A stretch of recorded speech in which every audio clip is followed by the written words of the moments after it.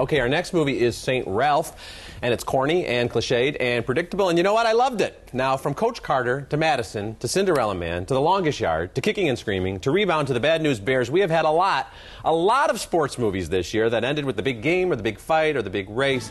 But I got more caught up in the finish to St. Ralph than with any other sports movie this year. Adam Butcher is wonderful as an undersized Canadian schoolboy who in 1954 vows to win the Boston Marathon.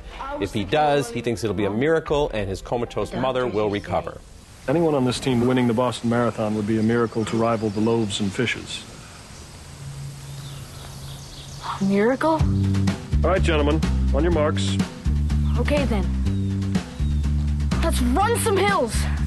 Campbell Scott plays the priest who reluctantly begins to coach Ralph, but then finds himself caught up in the boy's unrelenting dedication. Fantastic. Be patient. Be patient. Stay exactly where you are. You heard right, folks. I can't believe it either. Ralph Walker is running with the leaders. You know, Roger, it's nice to see a film depicting a priest as a positive influence on a young man. It actually does happen. Over the last 10 years, the Catholic Church has been kicked around in the movies more than any other faith, with priests and nuns playing villains much more than heroes.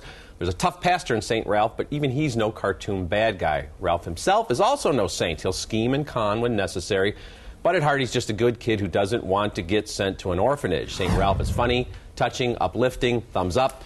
Thumbs up for me, too. And, you know, even that bad priest is bad only in the sense that he's too concerned with protecting the image of the church. Yeah. And if Ralph doesn't get his miracle and doesn't save his mother's life, then maybe the church will look bad because the miracle didn't happen, and the priest says, you know, you can't count on miracles. Yeah, he's a tough guy, but he's still a good guy, this priest. And I think he's protecting the boy as well. Something else I liked about this movie, it's set in Hamilton, Ontario. And, you know, Canadians, I hate to make generalizations about a whole country, but especially in the 50s, and even now, tend to be a little more polite and a little nicer in their dealings with each other, and a little more laid back and calm and reserved.